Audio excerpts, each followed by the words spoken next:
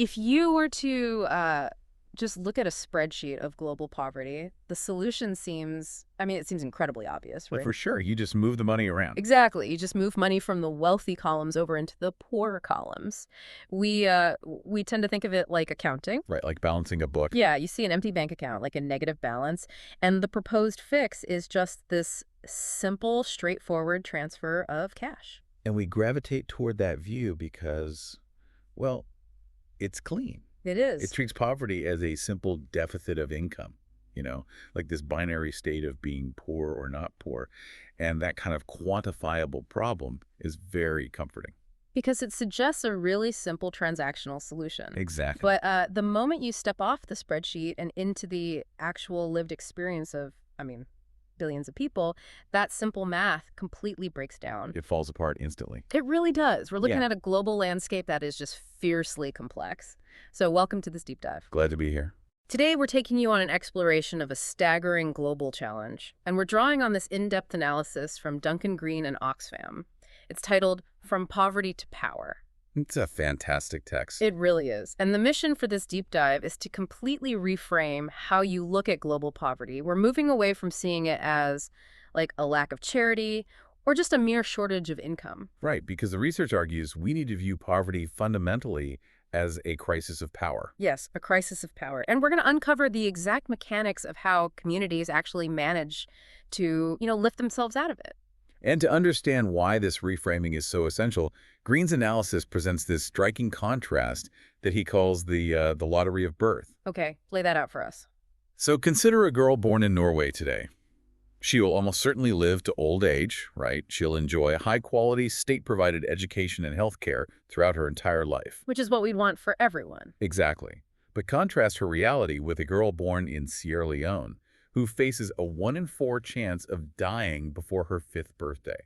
Oh, wow. 1 in 4. 1 in 4. Okay. And if she does survive, she enters a society where only 1 in 4 women can even read and write.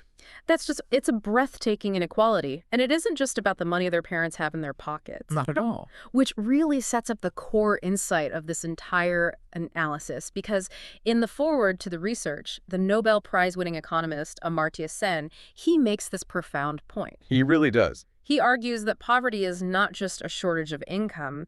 It is about what he calls unfreedoms. Yeah, that concept of unfreedoms is just so crucial to this whole discussion. Sen is basically saying that poverty is a deprivation of basic capabilities. Right. Like if you have a few dollars in your pocket, but you are barred from participating in the political process. Or you're denied basic health services. Exactly. Or societal norms just completely prevent you from working. Those dollars, they don't actually alleviate your poverty. The deprivation is a symptom, but the powerlessness, the unfreedom, that's the actual disease. Right. It's why George Bernard Shaw famously called poverty the greatest of evils and the worst of crimes, because it's a condition actively tolerated by a society that refuses to grant people their agency. Okay, let's unpack this. I kind of think of it as a locked door analogy because this really changes everything about how we should approach development. I like that, a locked door. Yeah, because we usually think of poverty as an empty bank account that just needs a deposit.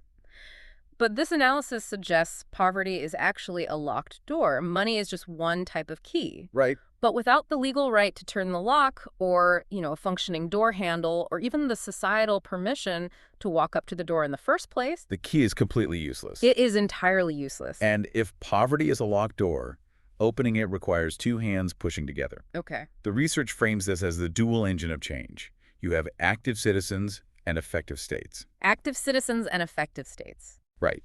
And neither side can permanently solve the issue without the other.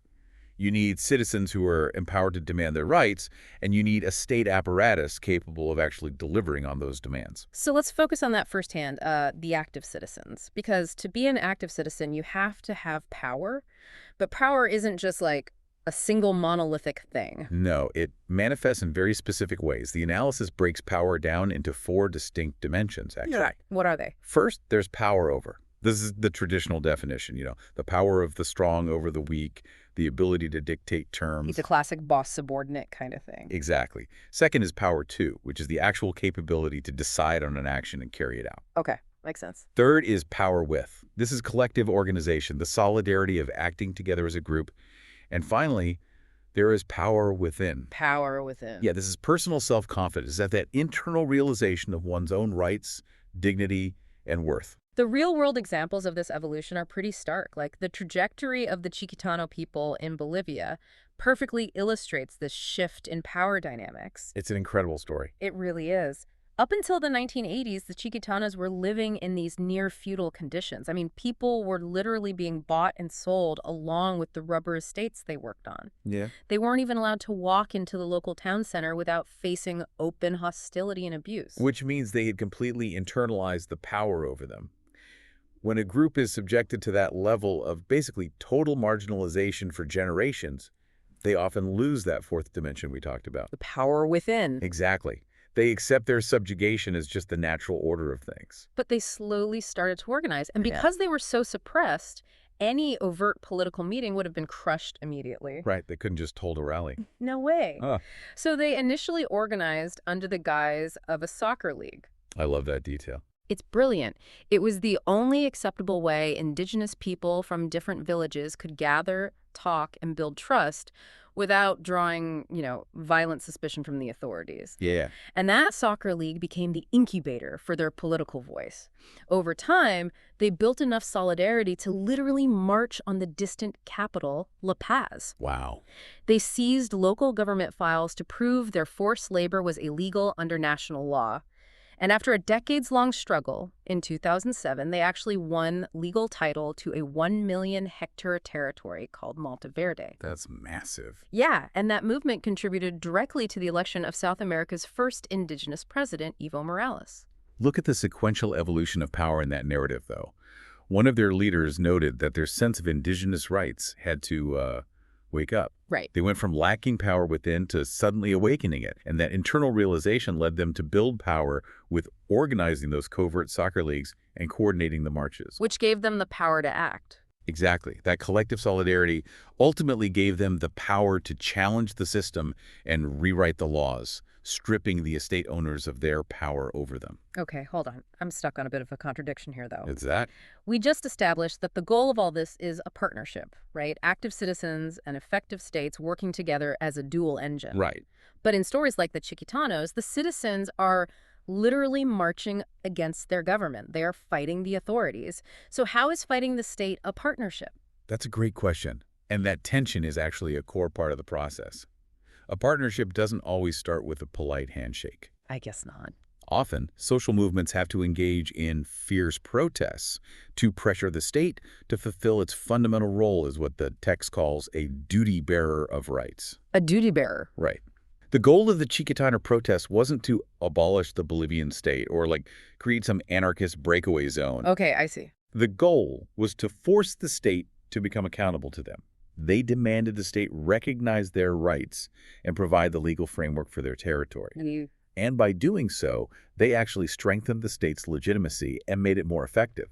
Because you can't really have an effective state if it's completely ignoring a huge portion of its own population. Exactly. But before citizens can march on a capital or demand 1 million hectares of territory, they need some basic foundations. I mean, you can't exercise power with your community if you're dying of a preventable disease or if you're kept entirely in the dark, unable to read or write. You can't march if you can't walk. Right. Building human capabilities through essential services like health, education, access to information, that's the absolute prerequisite for active citizenship.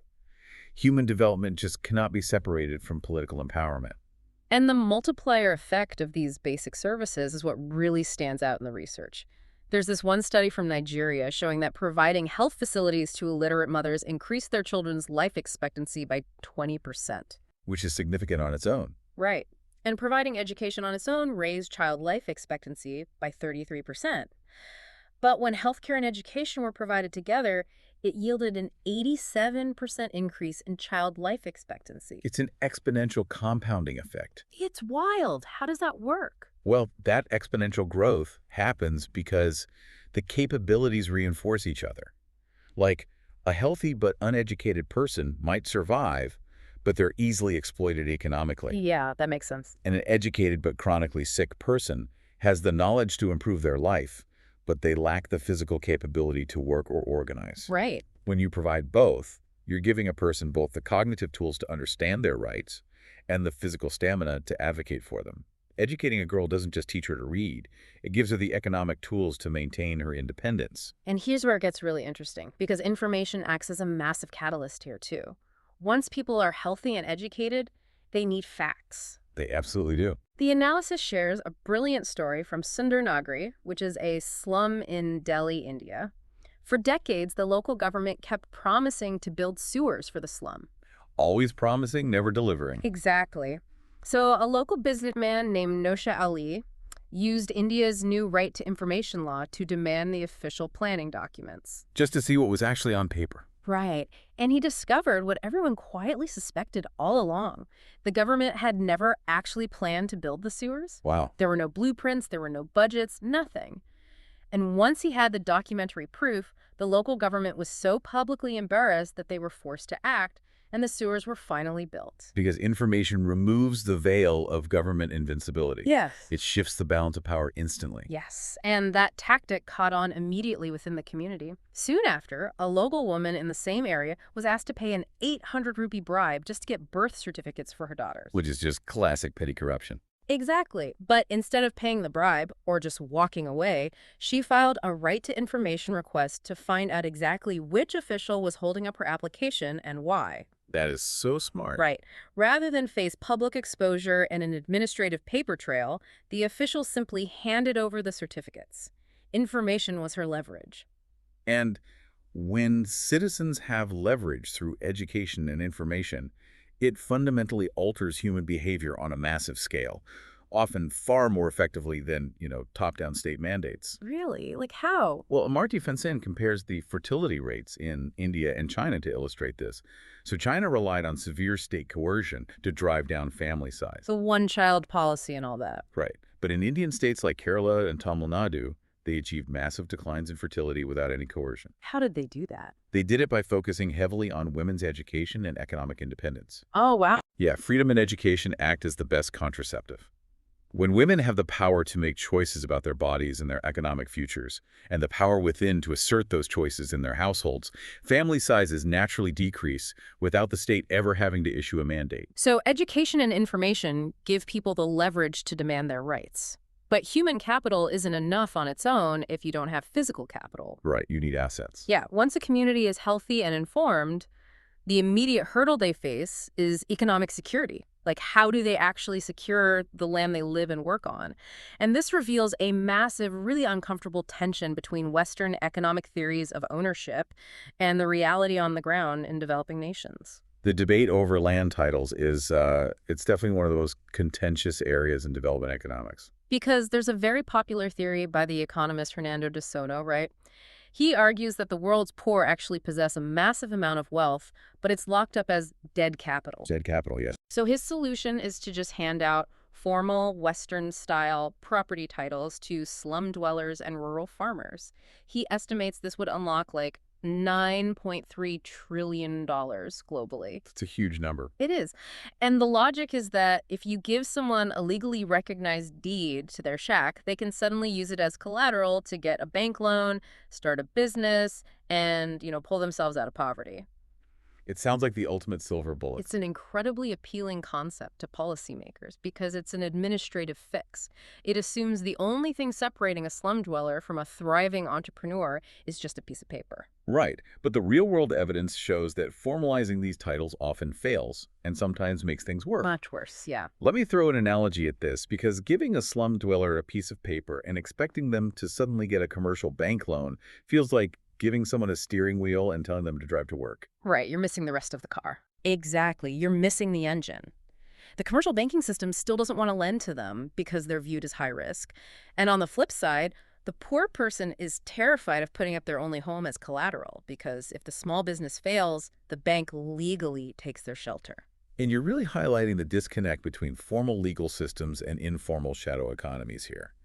Because in many developing nations, property isn't just an asset to be leveraged, it is a safety net. It's a safety net, yeah. The research points to Papua New Guinea as a prime example of this tension. Agricultural production, both for local food and for export, actually expanded steadily under traditional customary tenure. Customary being like community-agreed ownership. Exactly. But in areas where registered formalized titles were introduced, production actually declined. Wow, really? Yeah, because customary systems are often much more flexible. They allow smallholders to adapt to changing global crop prices and environmental shocks without the rigid legal risks associated with, formal mortgages. And it gets even more damaging when you look at how Western titling affects gender dynamics. Importing a solution from the global north often directly strips women of their It's rights. a huge blind spot. Because under many customary laws, a piece of land doesn't have a single quote-unquote owner. It has multiple users.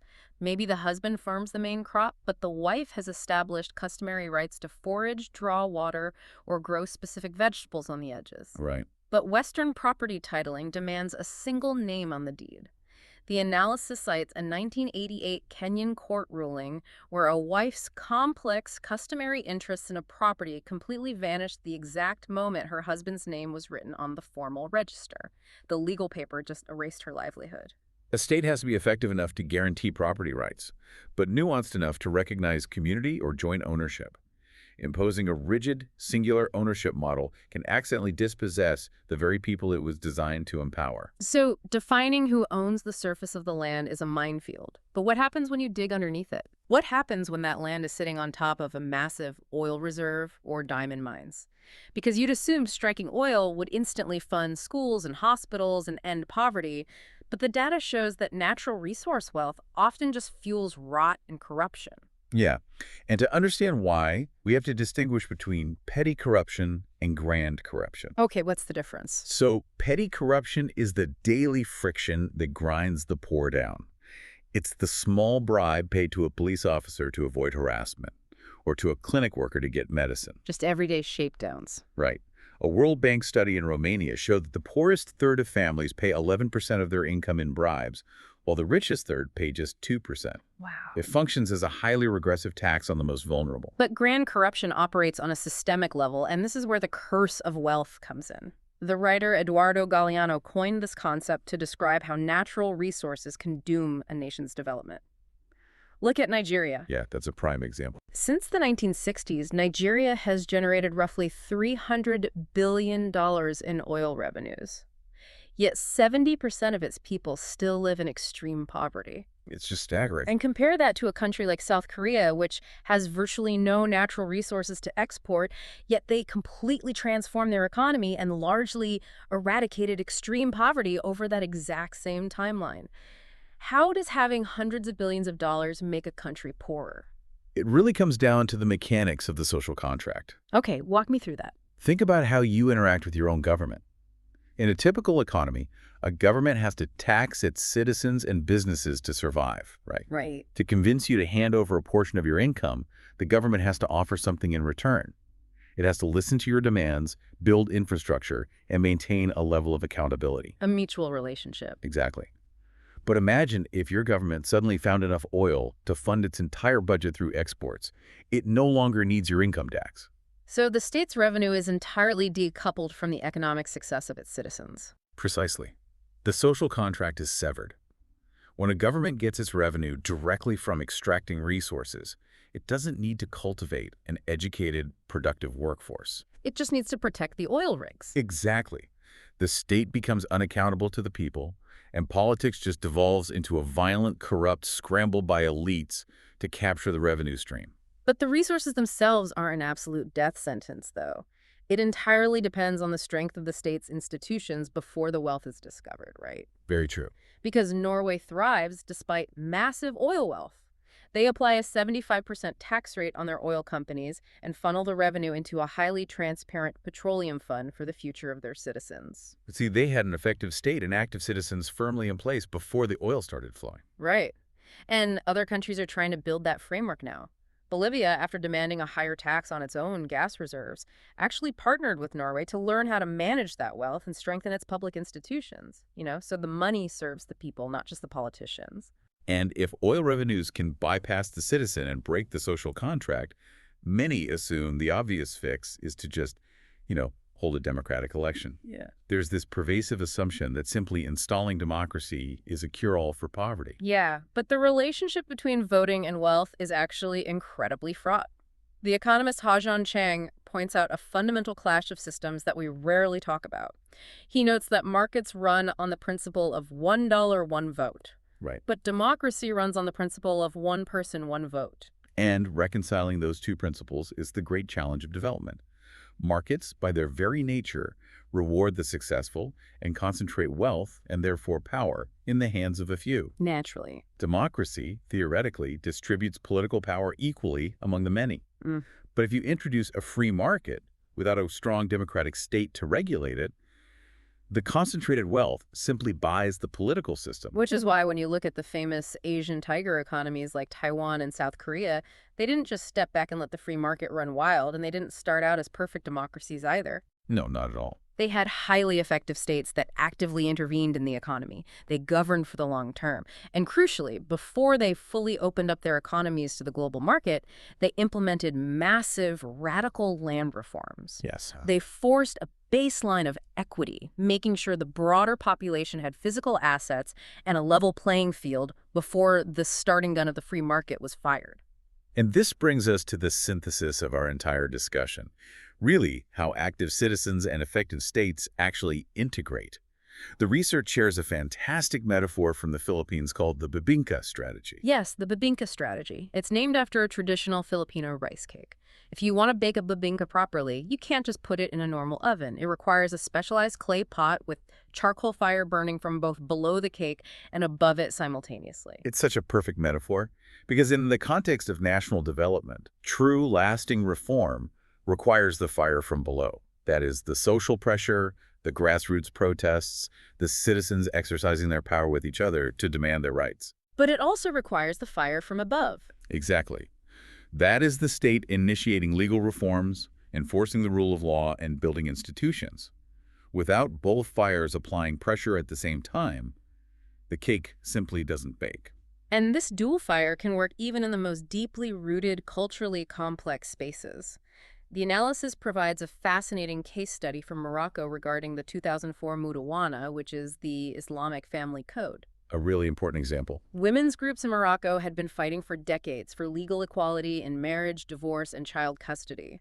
But they knew that if they simply imported Western secular arguments, they would be rejected by the deeply religious public and the state. Right, which is completely backfire. So they used a highly sophisticated insider-outsider strategy. The outsider strategy was the fire from below. Women's rights groups organized mass street protests, they collected millions of signatures, and built this undeniable grassroots solidarity. They provided the raw political pressure. Exactly. But the insider strategy, the fire from above, was their tactical brilliance. They worked directly with a royal commission appointed by the king. They didn't reject Islam. They actually brought in progressive religious scholars and sociologists to reinterpret the sacred texts. Wow, so working from within the system. Yes. They successfully argued that Islam is fundamentally about equality and dignity, and that the oppressive family laws were based on historically outdated human interpretations of the text, not divine mandate. They didn't fight their culture. They worked within its framework to completely alter the power dynamics. And as a result, in 2004, the Moroccan parliament unanimously passed a radically progressive new family code. It is the ultimate demonstration of our core themes. Citizens exercise power with each other to demand the state exercise its power to change the law, which ultimately granted individual women the power within their own households. It's an amazing circle. So as we bring this deep dive to a close, let's just trace the journey we've taken today.